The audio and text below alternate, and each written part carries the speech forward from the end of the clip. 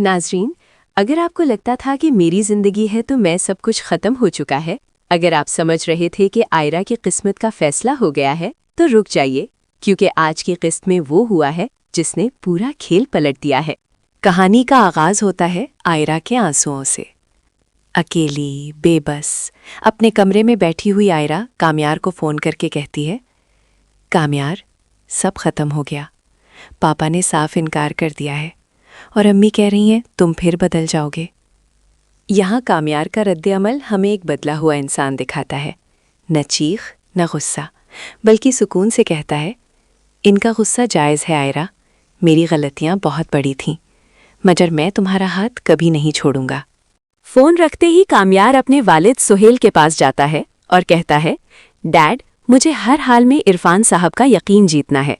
یہاں سہیل کا کردار بہت مضبوط ہو کر سامنے آتا ہے۔ وہ بیٹے کے جذبے کو دیکھ کر وعدہ کرتا ہے کہ وہ اس جنگ میں کامیار کے ساتھ کھڑا رہے گا۔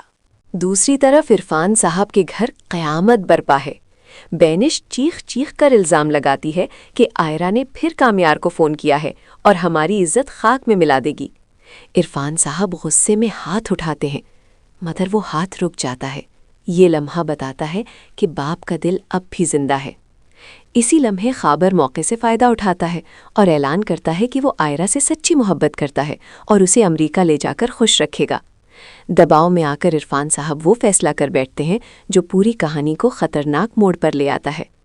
پرسوں آئرہ اور خابر کا نکاح ہوگا۔ خبردار ناظرین، یہاں اصل کھیل شروع ہوتا ہے۔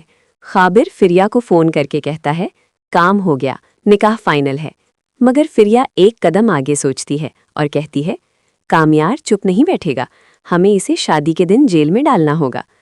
پھر وہ دونوں مل کر شیطانی پلان بناتے ہیں کہ کامیار کے بزنس اکاؤنٹ سے غیر قانونی ٹرانزیکشنز کروائی جائیں۔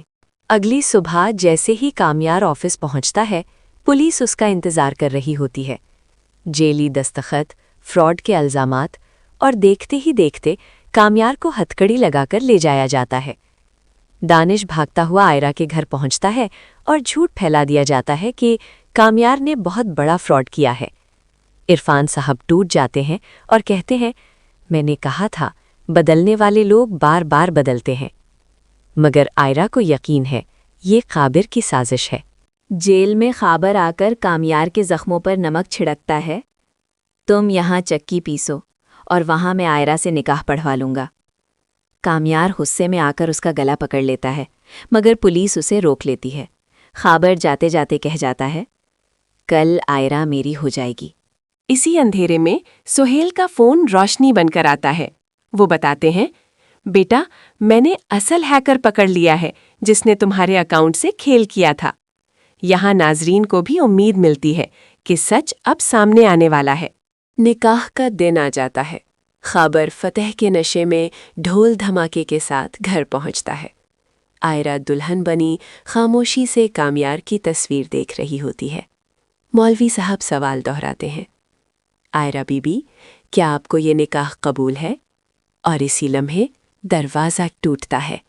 کامیار شیر کی طرح اندر داخل ہوتا ہے، پولیس، ہیکر اور ثبوتوں کے ساتھ۔